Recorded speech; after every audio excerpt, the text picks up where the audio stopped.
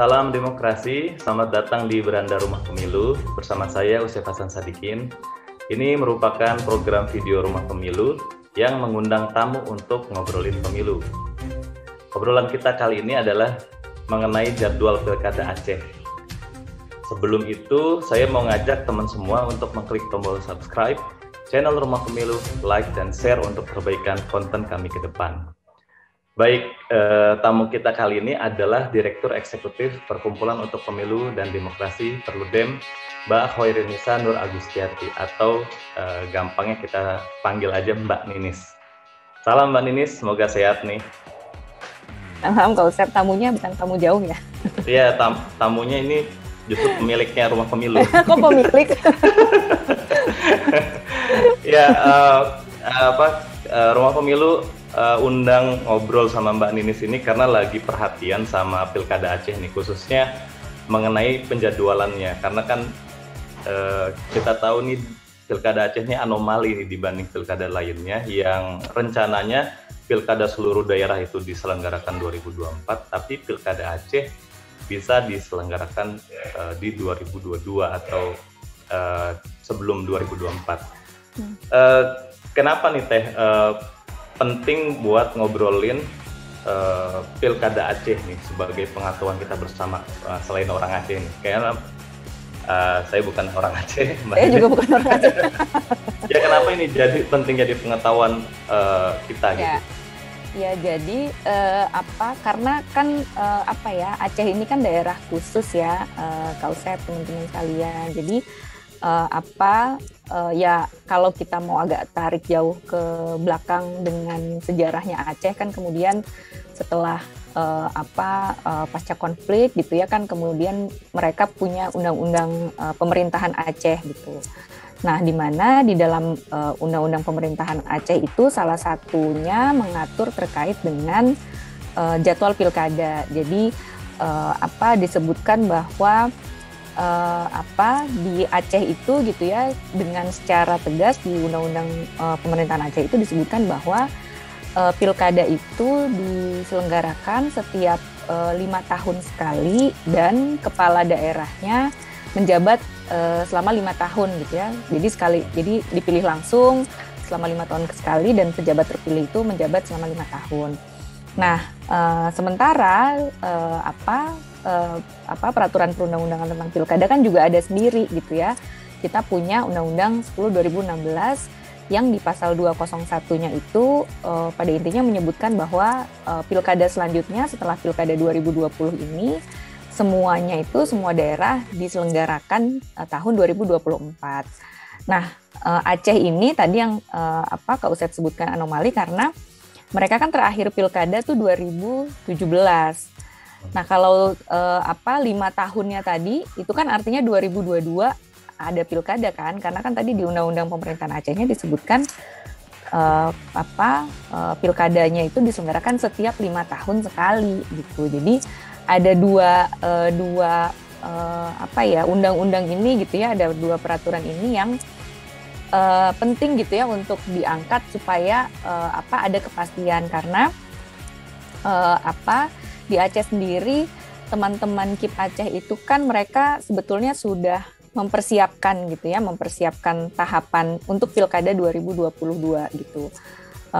SK-nya waktu itu sudah sempat dikeluarkan, cuman dalam perjalanannya itu ditunda dulu karena masalah anggarannya belum dicairkan oleh Kementerian Dalam Negeri. Nah, ini yang sebetulnya perlu ditegaskan gitu. Jadi keputusannya akan seperti apa gitu ya. Kalau memang mau diikutkan ke 2024, langkah-langkah yang harus dilakukan apa gitu ya. Tapi kalau memang menghendaki tetap di 2022 kan artinya Kementerian Dalam Negeri juga perlu segera mencairkan anggaran itu, karena ini kan 2021 sudah pertengahan ya gitu kan, tahapannya kalau mau 2022 kan artinya ya udah tinggal 1,5 tahun kurang bahkan gitu. Jadi ini sih kenapa ini jadi penting ya untuk jadi concern gitu ya terkait dengan penjadwalan pilkada ini gitu.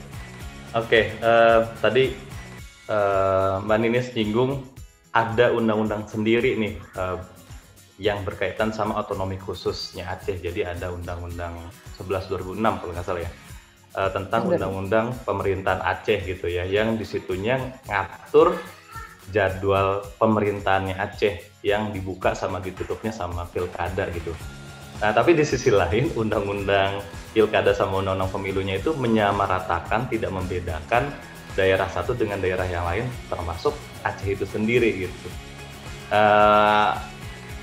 Jadinya gimana nih Mbak Ninis biar enak nih secara kerangka hukum kita bisa melihat kalau penyelenggara negara ini konsisten gitu sama dasar-dasar hukum gitu.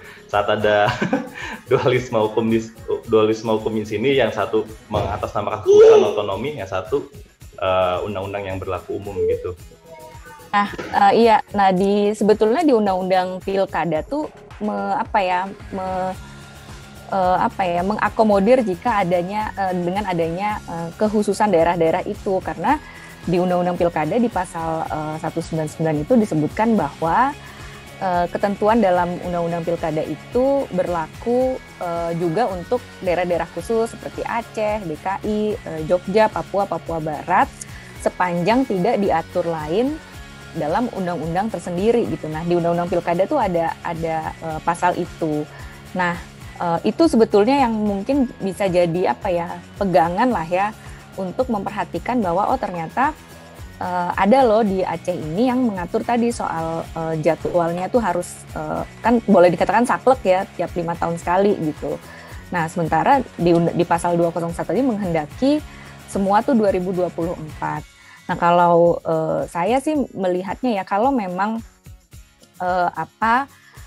pemerintah DPR gitu ya memang menghendaki semua daerah ini sama gitu ya, serentak di 2024 termasuk Aceh, penting untuk kemudian menambahkan satu pasal gitu ya di bawah pasal 201 itu yang menyebutkan bahwa yang 2024 itu termasuk Aceh gitu. Kenapa ini penting? Kalau saya merujuknya sama dengan ketentuan seleksi penyelenggara pemilu itu, KAUSEP. Jadi kan memang di Undang-Undang Pemerintahan Aceh juga disebutkan ya, diatur soal bagaimana seleksi penyelenggaraan pemilu itu yang harus melalui DPRA dan sebagainya. Nah, tapi di Undang-Undang Pemilu itu kan disebutkan bahwa seleksi penyelenggara pemilu itu Undang-Undang Pemilu itu tidak hanya menyebutkan seleksi KPU provinsi, KPU kabupaten kota, tapi juga disebutkan termasuk KIP provinsi dan KIP kabupaten kota gitu. Jadi kemudian proses seleksinya tuh sama nih seluruh Indonesia, proses seleksi penyelenggara pemilu itu sama seluruh Indonesia. Jadi walaupun dia ada diatur juga di Undang-Undang Pemerintahan Aceh, karena di Undang-Undang Pemilu itu menyebutkan soal seleksi KIP-nya gitu.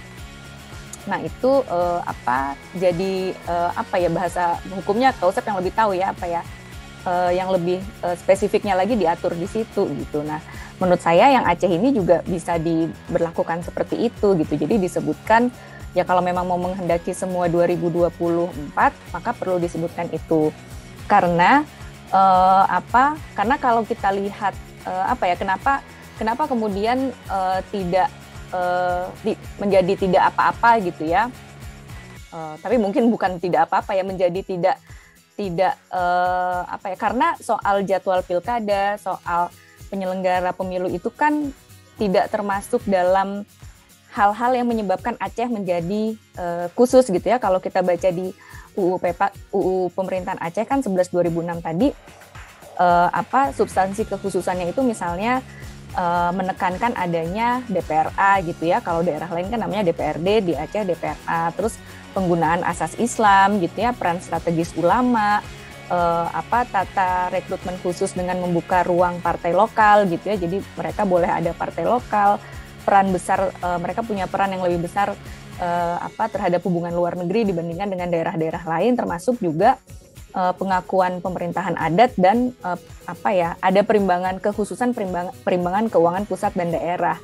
Nah, terkait dengan jadwal pilkada dan kayak tadi seleksi penyelenggara pemilu itu tidak masuk ke dalam 6 poin tadi gitu. Jadi ya apa ya, ya bisa aja gitu kalau dia mau dibawa ke 2024, tapi kalau menurut saya sih tetap perlu ada satu tambahan klausul tadi itu yang menyertakan Aceh gitu.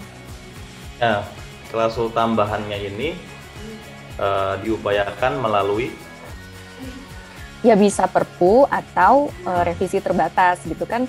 Sebetulnya kalau kita bicara soal Perpu atau revisi terbatas ini kan bukan soal yang terkait dengan jadwal Aceh saja gitu ya, ada hal-hal lain lah gitu ya yang memang mungkin kalau mau melakukan revisi undang-undang pemilunya, undang-undang pilkadanya bukan yang terkait sistem gitu ya, misalnya cita-cita kita bersama gitu ya, mau pemilu nasional mau pemilu daerah ya mungkin nggak bisa nih dalam waktu yang udah semakin mepet mungkin ya, tidak sekarang, tapi yang lebih terkait dengan teknis penyelenggaraan gitu kan, kayak KPU kan juga mendorong misalnya klausul soal teknologi dimasukkan gitu ya ke level undang-undang. Jadi ya kalau nanti ada revisi terbatas ya menambahkan satu klausul tambahan itu. Gitu. Lebih prospek Perpu ya untuk kemudian nggak intervensi partai politik ya, Mbak Dini. Iya, walaupun Perpu kan juga memang nantinya dia perlu mendapatkan persetujuan dari DPR juga kan untuk diundangkan gitu, tapi untuk bisa cepat gitu ya, memang lewat Perpu itu gitu. Karena Mbak Ninis menilai ini ada kebuntuan hukum ya untuk kemudian memastikan kita bisa menyelenggarakan pilkada sesuai sama dasar hukum yang ada gitu ya. Iya, dan tadi kelupaan. Nah, terlepas apapun gitu ya keputusannya gitu ya, 2024, 2022, yang juga tidak kalah penting kan kalau kita bicara Aceh, ketika memutuskan itu tidak bisa hanya yang di pusat gitu ya, dalam artian kan masyarakat Aceh juga perlu dilibatkan dalam hal ini DPRA-nya gitu. Jadi segala keputusan gitu yang terkait dengan daerah kekhususan ini kan perlu melibatkan juga masyarakat dari sana gitu. Jadi tadi ya kalau memang pusat menghendaki di 2024 ya disampaikan itu ke DPRA Aceh atau misalnya anggota DPD dari Aceh gitu ya, kan dia perwakilan daerah untuk memutuskan itu. Tadi maaf tadi mau memastikan kalau revisi terbatas undang-undang itu undang-undang pilkada gimana, undang-undang pemilu gimana? Ya kalau undang-undang pilkada yang terkait dengan yang Aceh tadi itu ya kan sekarang masih terpisah ya, undang-undang Aceh tadi, undang-undang pilkada tadi menambahkan soal Aceh. Kalau undang-undang pemilu ya tadi ya terkait dengan teknis penyelenggaraan pemilunya gitu, misalnya mau menambahkan klausul tadi tentang teknologi atau misalnya mau menambahkan klausul tambahan, misalnya nanti kita kan nggak tahu ya 2024 nih pandemi masih ada atau tidak kan, sekarang yang Perpu itu Perpu pilkada terkait penyelenggaraan pilkada di tengah pandemi, tapi undang-undang pemilunya kan belum ya, masih pemilu normal gitu. Nah hal-hal seperti itu sih termasuk ini juga ya, kalau misalnya mau revisi baru keingetan kan ada revisi terbatas ya, walaupun ini mungkin berbeda dari topik diskusinya.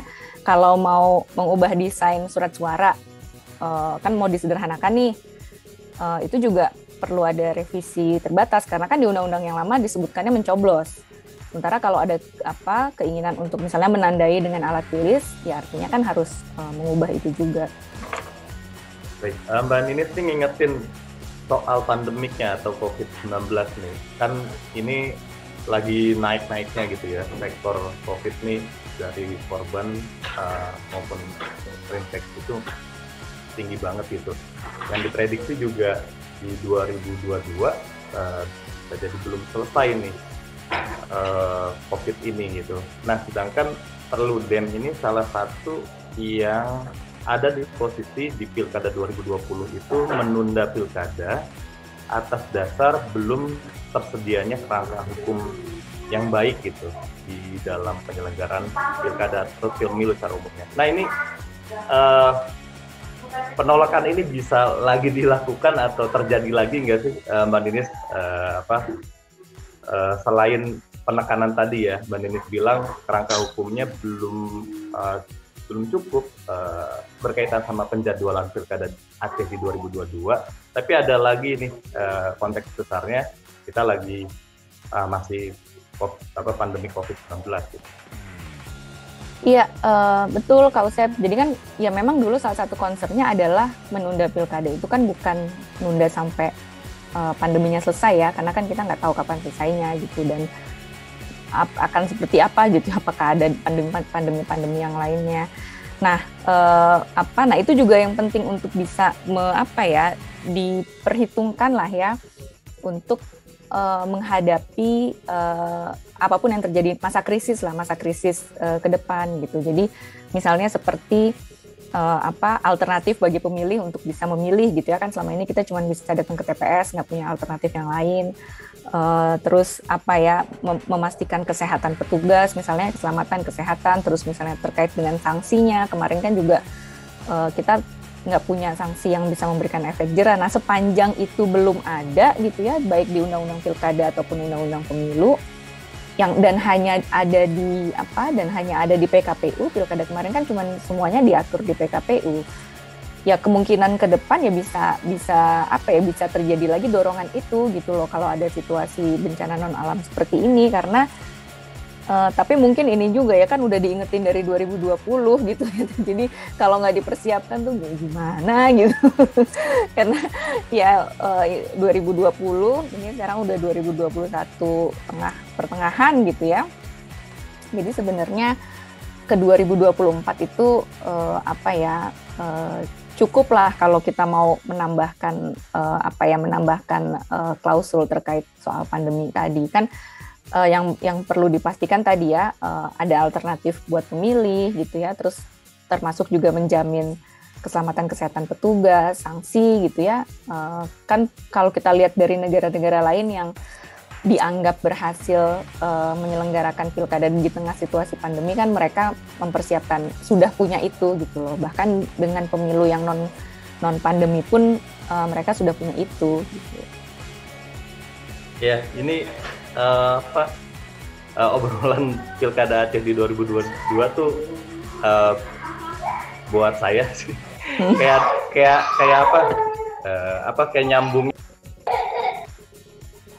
nyambungin obsesi Perludem khususnya itu untuk memperbaiki undang-undang pemilu kita gitu kan. Di upaya lain Perludem melakukan judicial review tentang pemisahan jadwal pemilu DPRD gitu kan. Nah ini Pilkada 2002 di Aceh ini jadi tambahan momentum gitu ya. Iya, jadi momentum lagi gitu buat ngingetin kita nih hukum pemilunya itu belum bagus loh gitu, dan perlu diingetin untuk direvisi biar ditambah. Ini gimana Mbak Ninis, mungkin nggak sih kita ngingetin lagi revisi undang-undang pemilu lagi dong gitu? Ya pertama itu kan memang masih jadi agenda advokasi kita ya kayaknya ya Kak Usep ya, terkait dengan itu. Nah terus kayaknya memang sekarang pun kita kita kan memang nggak berhenti untuk mendorong pemisahan pemilu nasional sama pemilu daerah itu gitu loh. Dalam setiap diskusi saya rasa topik itu kan juga selalu diangkat, tapi memang kalau kita melihat ke fakta politiknya gitu ya, undang-undang pemilu udah ditarik dari prolegnas gitu ya, walaupun masih masuk ke prolegnas jangka panjang kan sampai 2024. Nah, ini yang kalau saya ngelihat sih, kan artinya gini, dia kan tidak masuk prolegnas 2021, jadi tidak akan dibahas tahun ini. Sementara yang kita usulkan kan sebetulnya sesuatu yang besar ya. Kalau dibahasnya baru nanti di 2022 juga khawatirnya tidak menyeluruh gitu loh membahasnya gitu. Jadi kan kita pengennya juga menyeluruh lah ya dibahasnya gitu ya, dari aspek peserta pemilunya, penyelenggara, pemilih itu juga dibahas. Jadi ya mungkin ya tadi itu mungkin pun kalau ada revisi tidak akan menyinggung soal penjadwalan ini tadi. gitu. Melihat fakta politiknya ya, gitu. Dan ininya dan skala timeline-nya itu loh, Kak Usep gitu. Karena ini 2021 kan udah ditarik, artinya ya tahun ini kan nggak mungkin. Mungkin tahun depan dibahas. Tahun depan dibahas awal tahun mungkin DPR masih reses gitu ya. Dibahas tengah tahun. Ya kita biasa pengalaman kita bahas undang-undang pemilu kan setahun lebih, 1,5 tahun gitu ya, udah 2023 gitu loh. Jadi ya udah mepet sekali ke 2024-nya. Itu juga jadi salah satu concern ya. Jadi kalaupun menyentuh aspek-aspek umum pemilu di selain pilkada Aceh itu sendiri, yaitu ya memungkinkannya paling hal-hal yang berkaitan sama kebutuhan pilkada Aceh di 2022 gitu ya. Terkait revisinya tadi ya? Ya, terkait revisinya tadi ya. Mengingat makanya Mbak Ninis lebih memungkinkan itu Perpu karena undang-undang pemilu sendiri udah nggak jadi prioritas di 2021 gitu ya. Sedangkan tahapan pilkada udah mulai, tahapan pilkada Aceh 2022 itu udah mulai di pilkada di tahun 2021 ini gitu ya. Iya, tapi kan ditunda kan, kemudian itu ditunda akhirnya tahapannya karena ya tadi uangnya dari Kementerian Dalam Negeri itu belum dicairkan gitu. Nah, kalau ditunda di sini setelah udah dipastikan pemungutan suaranya itu di 2022, memungkinkan ya Mbak Ninis ketika anggarannya siap di awal 2022 terus pemungutannya di akhir 2022, gimana tuh dalam konsep manajemen pemilunya sendiri gitu? Aceh itu kan Juni ya 2017 tuh, saya lupa pilkadanya bulan apa ya, Februari ya, 2017 tuh kan Februari, artinya kalau mau pas 5 tahun kan Februari 2022 gitu ya. Kalau mau diiniin kan Februari 2022.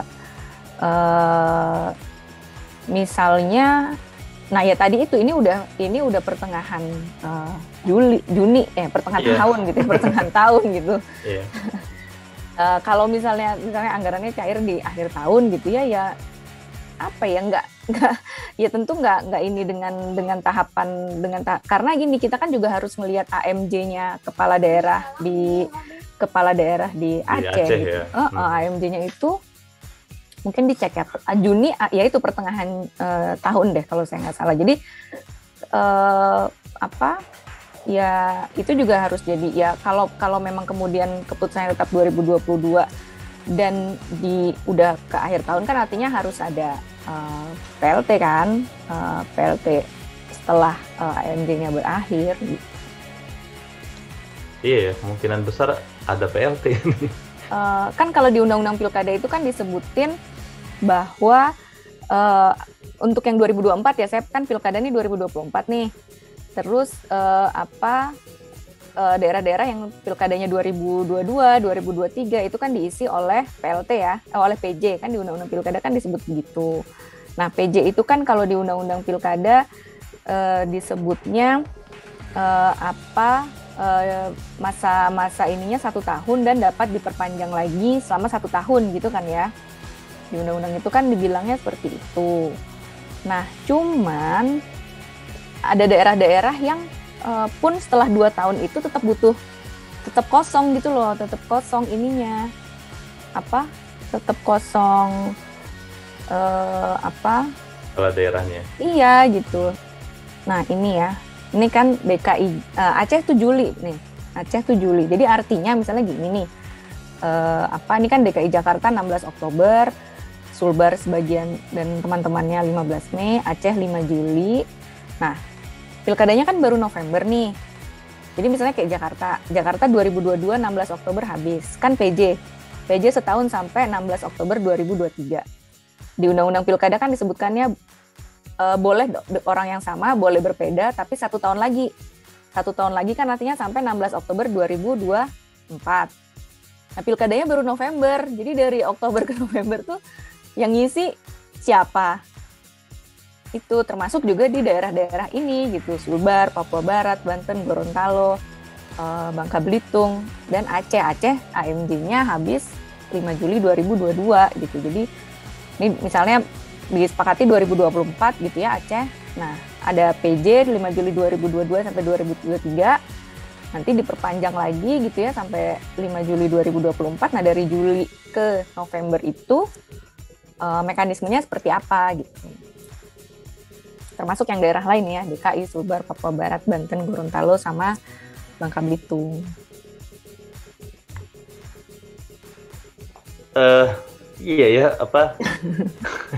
Iya, malah kalau saya pribadi sih malah makin melihat fakta-fakta hukum yang dijelasin sama Mbak Nini sini, ya itu makin menambah kesadaran kita bahwa ya kerangka hukum penyelenggaraan kita gitu masih buruk, bahkan untuk satu aspek aja, yaitu penjadwalan pemilunya gitu dalam pilkada gitu. Ya semoga sih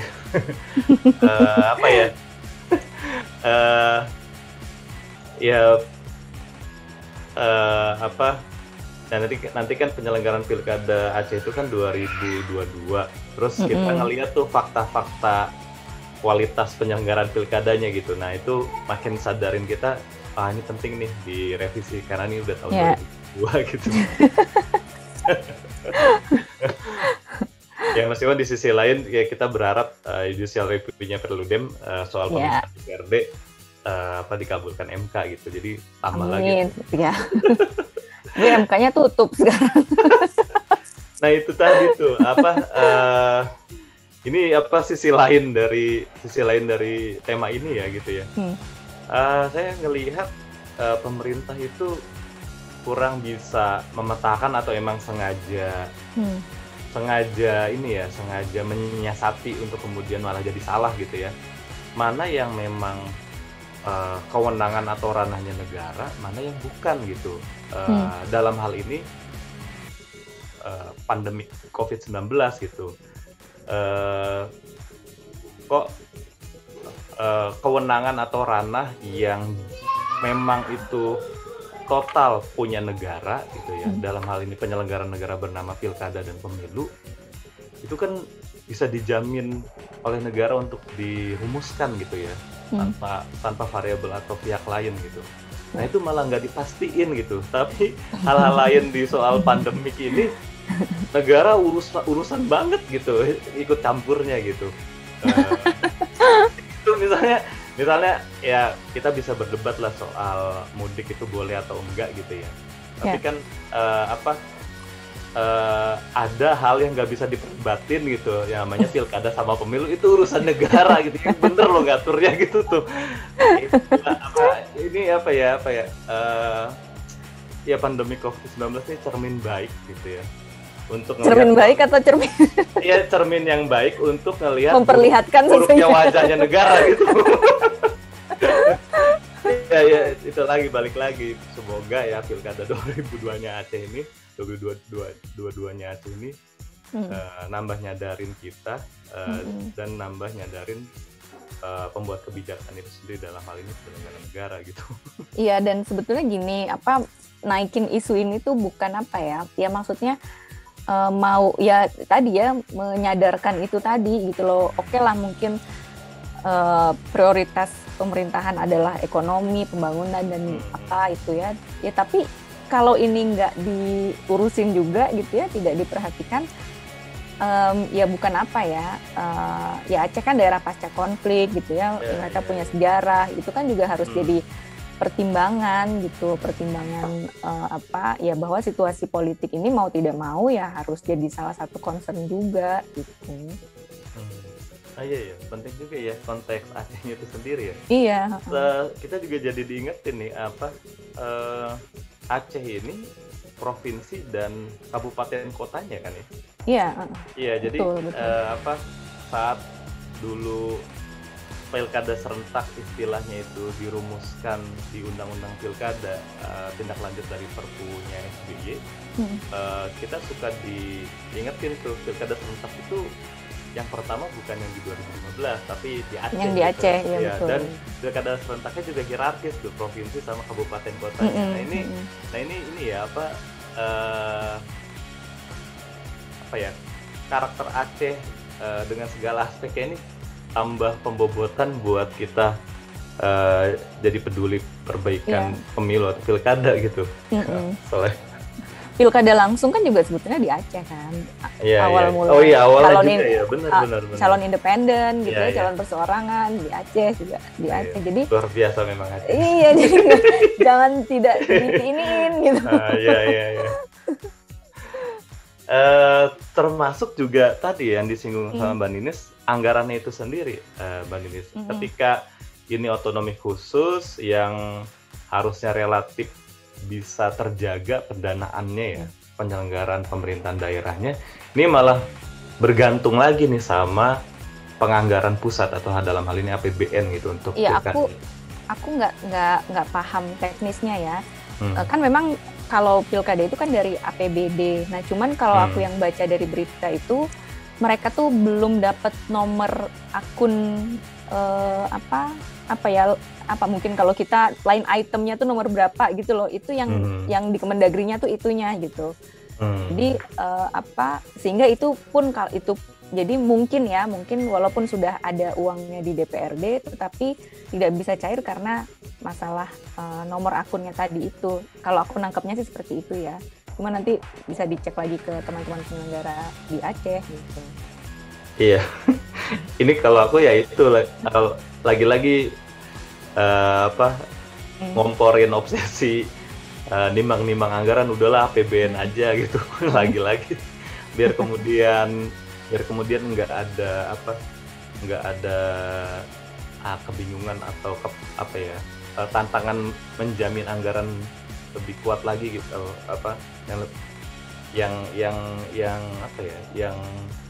yang sulit dipastikan gitu kalau pilkadanya dari APBD gitu. Nah, Aceh aja yang otonomi khusus ini masih malah bergantung sama dilema pusat atau daerah itu. Iya betul. Nah, Mbak Ninis, intinya apa nih pelajaran dari pilkada 2002-nya Aceh buat pemilu kita secara umum gitu, Mbak Ninis? Ini ya sebetulnya kan tadi ya mau menyampaikan bahwa ada penting loh concern soal Aceh ini gitu ya, karena sebetulnya gini, baik di undang-undang pilkada bahkan di undang-undang dasar ya, kalau kita baca soal pemerintahan daerah itu kan juga mengakui bahasanya mungkin nanti bisa lewat slide-nya ya Ki ya, kekhususan atau keanekaragaman yang namanya Bhinneka Tunggal Ika itu kan bahkan di Undang-Undang Dasar menjamin itu gitu. Dan ini apalagi sudah ada undang-undang khususnya gitu ya, pemerintahan Aceh 11 tahun 2006 ini. Nah, jadi itu perlu jadi salah satu perlu jadi concern gitu ya, terlepas apapun prioritas pemerintahan saat ini, ekonomi, pembangunan dan sebagainya, ini tidak bisa ya nanti aja deh gitu, mungkin mindsetnya ya udahlah maunya 2024. Ya memang kalau memang maunya 2024 semua, ya tadi itu harus ada cantelan satu pasal yang menegaskan itu gitu, supaya kepastian juga kan, dan karena memberikan kepastian untuk masyarakat Acehnya juga gitu. Ini kita berpilkada atau tidak di 2022, karena mungkin mereka juga sudah bersiap kan, dengan KIP sudah membuat tahapan kan, artinya mereka sudah bersiap gitu. Cuman kemudian ditunda karena masalah teknis anggaran tadi. Ini tadinya mau ditutup, tapi jadi keinget ini Mbak Ninis. Apa? Nggak tahu loh. Gini kan, cantolan undang-undang dasarnya kan di pasal 18 ya? Ya, pasal 18 di Pilkada 2002 Aceh ini kan. Tapi apa maksudnya? Soal kekhususan otonomi khusus kan di konstitusi kan, di undang-undang dasar gitu. Ya, jadi, asimetris lah ya kalau bahasanya asimetris ya. Ya,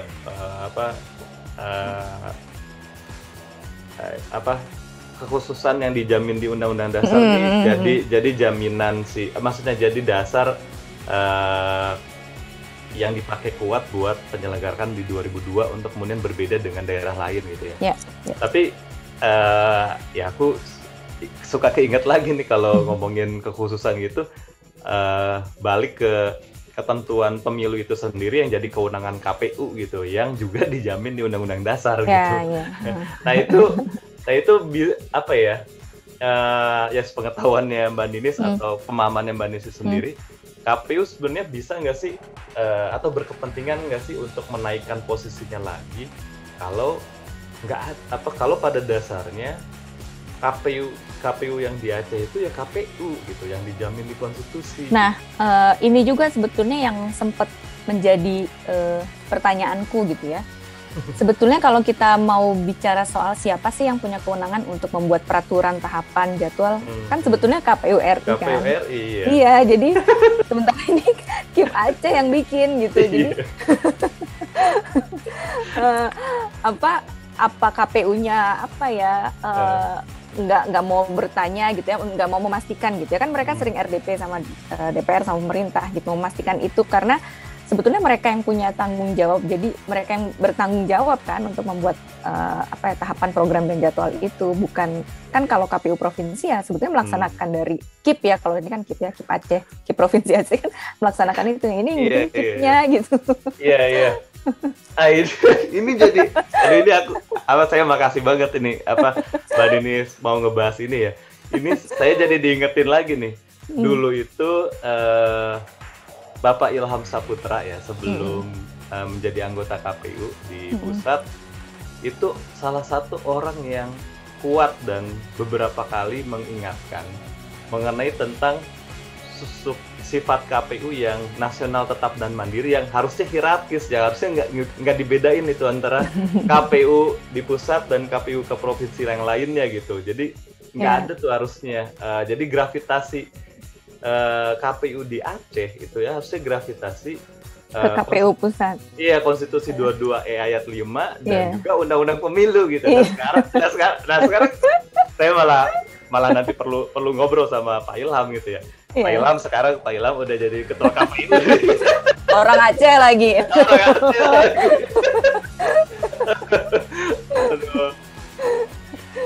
Iya ya memang hierarkis kan, mereka itu kan hierarkis gitu loh, ya harusnya KPU yang yang menginisiasi tahapan program dan jadwal itu gitu. Cuman ya mungkin KPU merasa dasar hukum di undang-undangnya, di undang-undang pilkadanya yang ya tadi ya mungkin belum dianggap belum kuat gitu. Kalau saya mau agak mengkarikaturkan ya pernyataannya Pak Ilham gitu ya untuk menjawab ini, dengan pemahaman Pak Ilham dulu ya. Ini berarti harusnya ini ikutnya Undang-Undang Dasar 22E ayat 5, KPU sebagai lembaga nasional tetap dan mandiri. Hingga Pilkada Aceh itu di 2002 nggak ada, jadi harus 2024. Gitulah. Mbak Ninis, terima kasih banyak buat kesempatan dan usulan obrolan ini. Semoga jadi mudah-mudahan bermanfaat. Mudah-mudahan barokah buat pemahaman pemilu kita dan perbaikan pemilu Indonesia, khususnya pemilu atau demokrasi di Aceh. Salam demokrasi untuk semua. Semoga sehat nih, penting nih sekarang. Jangan lupa subscribe ya. Itu juga penting. Ya, terima kasih.